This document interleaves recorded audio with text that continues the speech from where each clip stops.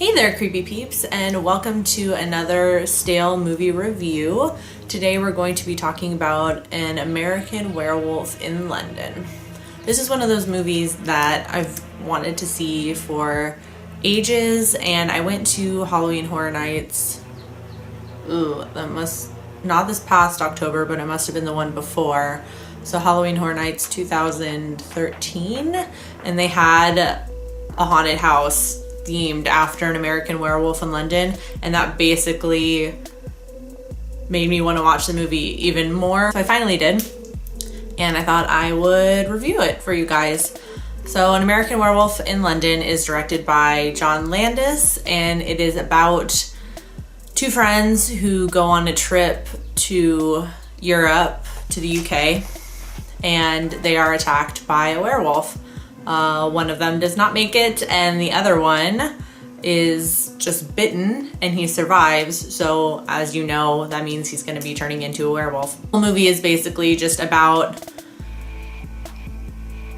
his transformation, his struggle with the transformation, and ultimately the next full moon where he actually transforms into a werewolf. The really cool thing about this movie is the actual transformation scene, and it's it has become this iconic scene as far as werewolf movies go, as far as horror movies go, and as far as not special effects, as far as like makeup and practical effects in films go, because this transformation scene was basically filmed in real time, and there were actual like moving parts. You have to take into account that this movie was released in 1981. So if you think about when this movie was actually made, the fact that they could do a transformation like this, a human turning into a werewolf in real time, is pretty flippin' cool. Like nowadays, it's like, whatever, you can build an animatronic thing and it can transform in real time, that's no big deal. But back then, that's a big deal. I think it was in John Landis's book, Monsters in the Movies. I don't know if it was in there or if it was somewhere else where I read this, but Landis actually wanted the film to be wanted that transformation scene to be one continuous shot with no cuts, which would have been hella impressive.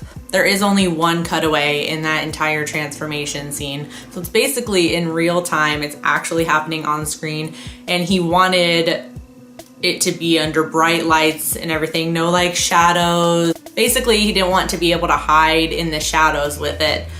So it was a really clean effect, and you can tell that it's actually happening. Like, it's under bright lights, there's no shadows to hide any little messy bits, you know? Rick Baker, the makeup artist or the effects artist or effects designer for this movie, I'm not really sure what the proper title would be for that, but he used makeup, foam appliances, and like a kind of puppet or like dummy reproduction of the actor's body to create this transformation, and the parts actually moved and stretched. So I don't know, I just thought that was really cool. Rick Baker won an Oscar for that scene, by the way. This movie is really humorous to watch. It's really kind of like snarky and sarcastic and very hip, I would imagine. Even nowadays, like the main character, David, he's very much like a 20-something, you know, he's very witty and, you know, biting comments and stuff like that. And he does start a relationship with a nurse in the hospital that he's admitted to after the werewolf attack. So they start a relationship, and there's parts about her actually believing whether what David says is true, that he's actually going to turn into a werewolf and things like that. And then we have this kind of storyline between David and his friend who did not survive the attack, Jack.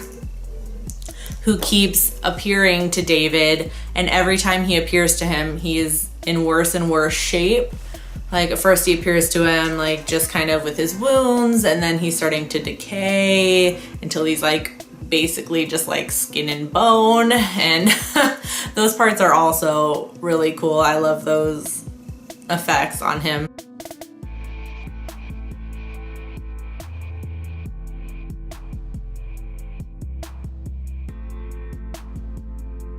For all the humor that's in this movie, it does have a really tragic end.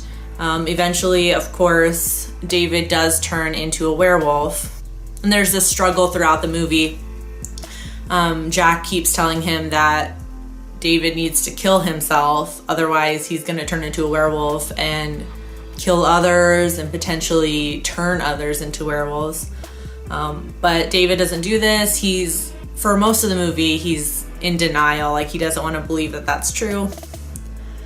But eventually, of course, he does turn into a werewolf, and it ends very tragically. It ends with him obviously terrorizing the city of London for a while, and then he's eventually shot down and dies.